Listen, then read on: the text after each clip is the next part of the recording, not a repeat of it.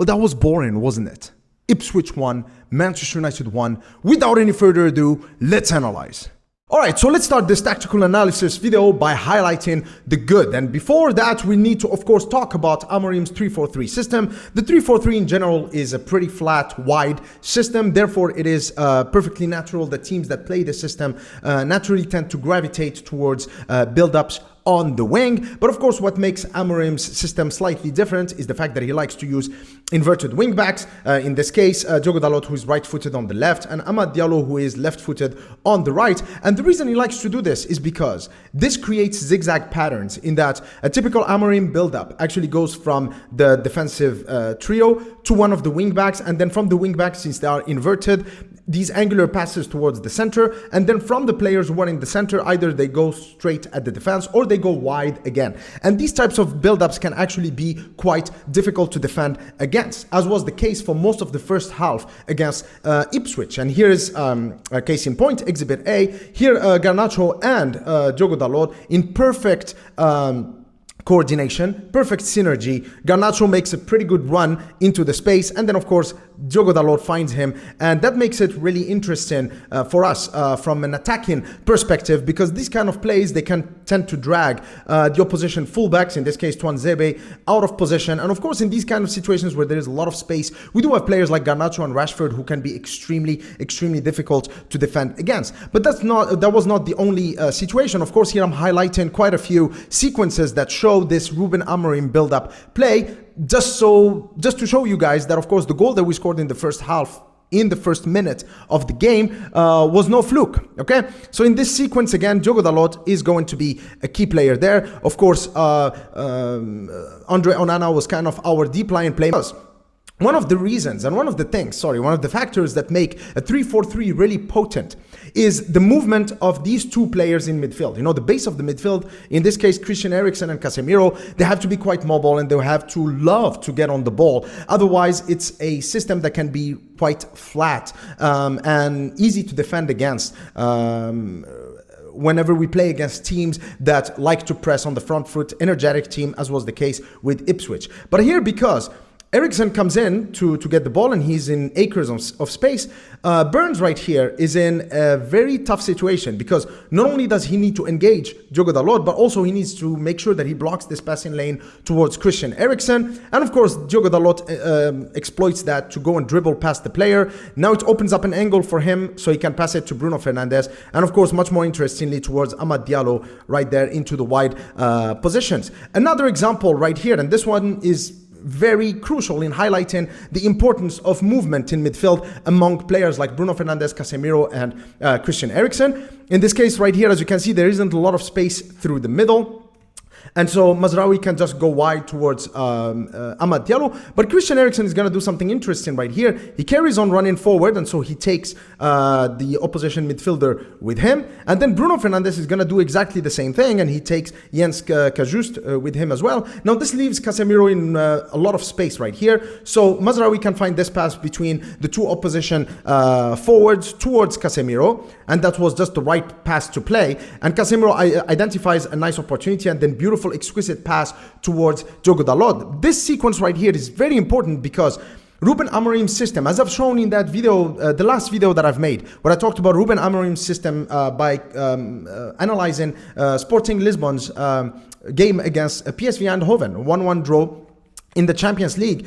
PSV Eindhoven were playing the same way as Ipswich, 4-3-3, highly aggressive in the press, and that caused Sporting Lisbon a lot of problems, and that's his well-drilled Sporting Lisbon team. So of course, Manchester United were always going to struggle. So this sequence right here shows the importance of having different pathways of how you can progress the ball forward. Of course, you can go wide towards the wing backs, but of course, sometimes you also have to go through the middle, and that's what Mazraoui and Casemiro did, but that was only because Bruno Fernandes and Christian Eriksen were able to keep moving. They remained dynamic, therefore opening up those spaces for Casemiro.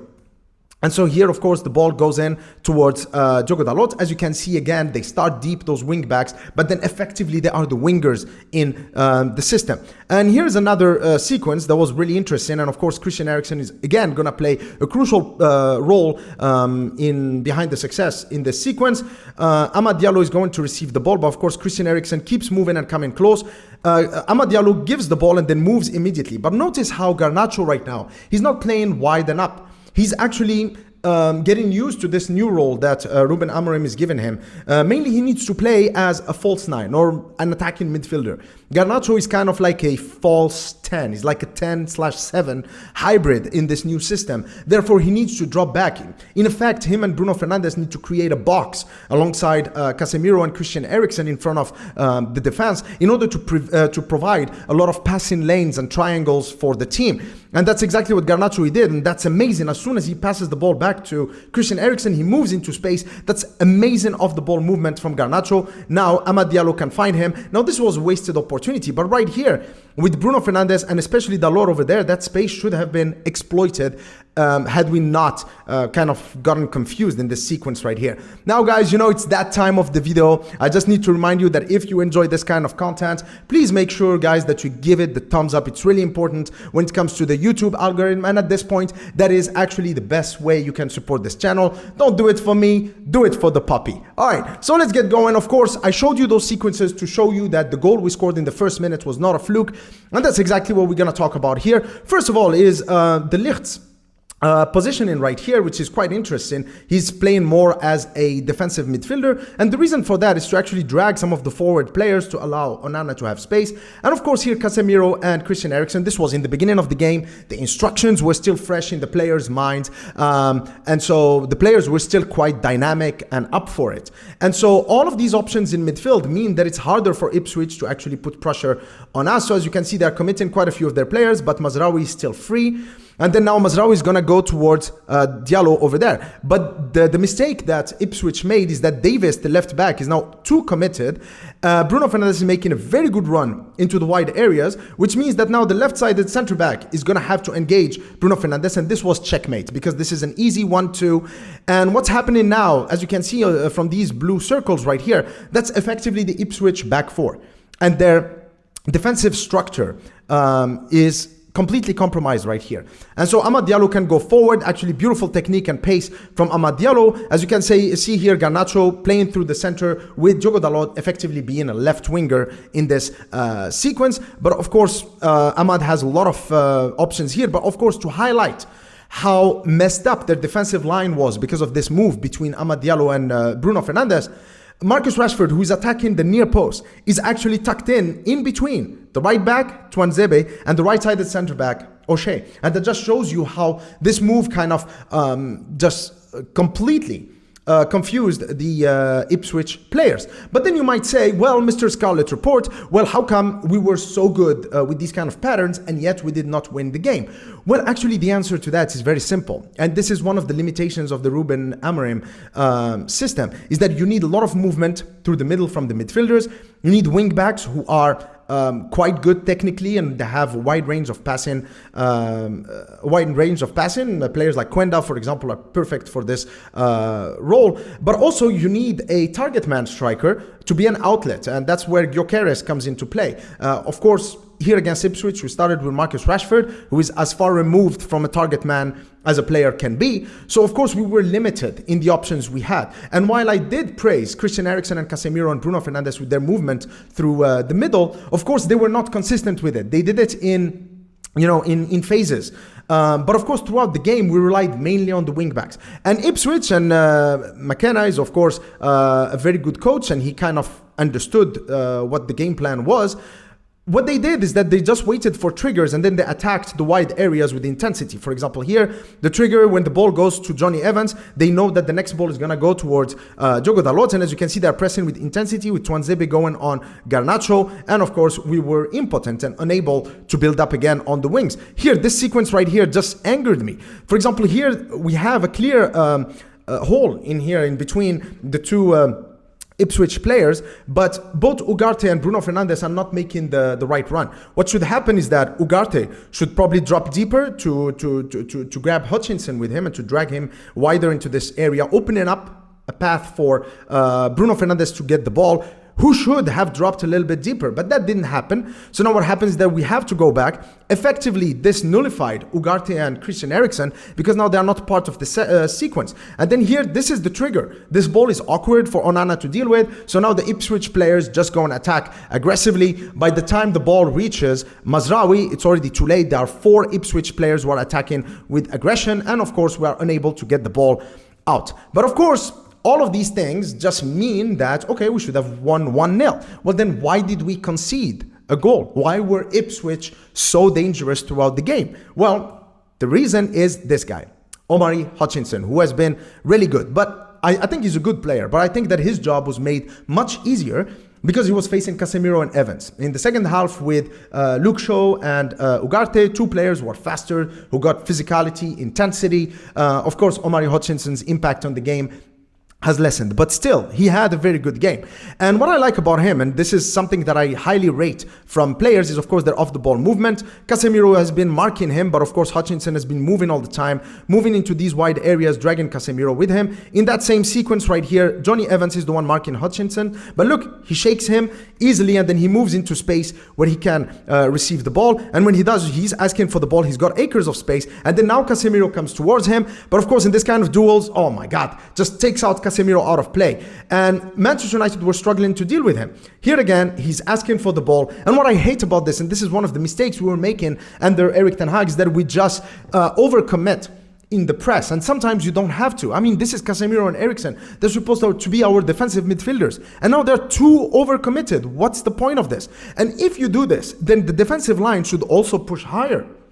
But now what's happening is literally we're in a situation where we are overcommitted with no protection in behind Casemiro and Christian Eriksen. So of course Hutchinson is asking for the ball. He receives it, and then here with one touch, this was beautiful. It just takes out Johnny Evans and Christian Eriksen. You cannot play players like Johnny Evans and Casemiro against nimble, fast, young, energetic, and dynamic players like Omari Hutchinson. That's just suicide. You know, it just doesn't work. And then again, this same concept of overcommitting forward. We have to stop doing that. Why do we press like headless chickens? And some of you might say, well, okay, this was Ruben Amorim. No, actually, guys, if you watch the game against Manchester City, Sporting against Manchester City, you'll see how a Sporting Lisbon team under Amorim presses. By the way, if you want me to make that video where I can compare how this Manchester United team in this game under Amorim presses compared to the game between Sporting Lisbon and Manchester City, please just let me know in the comment section below. I don't have that footage, but I still have the game. I can make that video if you guys want it. Leave a thumbs up and leave a comment saying whether you actually want me to make that video or not, because this is not how a Ruben Amorim team actually presses, okay? So what happens here is that we have 6 Ipswich players against 5 Manchester United players, and then we are just too committed. One pass just takes out 4 of our players, and then now they can attack. In the same sequence, Hutchinson again. What I love about this player, and this is definitely something that I rate a lot, and it is the fact that even when he is in tight spaces, he still asks for the ball. He's extremely brave, okay? He's cocky. He's confident. And the other thing is, of course, his teammate who still passed the ball to him, even though they are risky passes.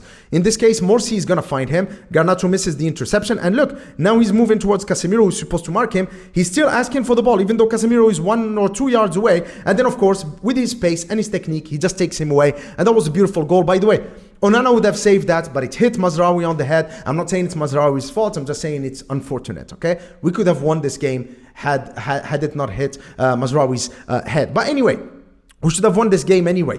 But this sequence right here really angers me. I mean, what is happening here? Now, of course, Dalot is not part of this back 5 because he's not in the frame. But here, of course, we do have Evans, De Ligt, Mazraoui, and Diallo. But the issue that I have here is, why is Ipswich left-sided centre-back? Why does he have so much time on the ball to pick up such a good pass? But also the other thing is, look at Casemiro. Who is he marking? Who's he supposed to be with?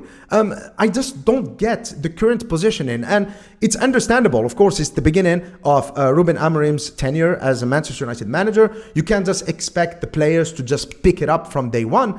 But Come on, guys. You know, one thing that I loved about Ruben Amorim is that when he was asked whether the young teams are going to be playing his system in the academy, he said no, because their education is about becoming better footballers. You know, they have to understand football, not understand systems. And I know what he means. He wants intelligent players who can adapt to different systems and different scenarios in the game. And I love that approach. And I love what Ruben Amorim is saying. But it's clear that this is going to be harder said than done, because this positioning is extremely abysmal. Also here, the lift is a little bit too deep. Therefore, it's hard for Manchester United to play the offside trap, which we should when dealing with these long balls. So anyway, the ball comes in behind Amad Diallo, and here Evans, for a player as experienced as Evans, a veteran, to make this mistake. I mean, he overcommits here towards Delap as if he cannot anticipate where the ball is going to be. The ball is going to be here. And of course, Evans is simply taken out of the game. And then of course, Onana with a brilliant save. By the way, Onana, great comeback, finally proven everyone what a great goalkeeper he is. Without this save, we would have lost the first game under Ruben Amorim against Ipswich, and that would have been a complete disaster. But anyway, this tactical analysis here is meant to highlight the positives, i.e. the patterns of play that Ruben Amorim is trying to implement at Manchester United, as well as the limitations of his system. All right, ladies and gentlemen, so yeah, Ruben Amorim's debut was okay. You know, he showed us his footballing principles, what he intends to do. Some of it has been successful, some of it not so successful. But of course, on the other hand, we have a group of players that need to adapt as fast as possible, and a board that need to draft out a streamlined and effective recruitment strategy so we can actually recruit some talented players and build a competitive squad. Too early to make any evaluative comments on Ruben Amorim's tactics, but a lot of promising signs. I hope that you've enjoyed this tactical analysis video. If you did so, please leave a comment in the comment section below. Until next time, cheers.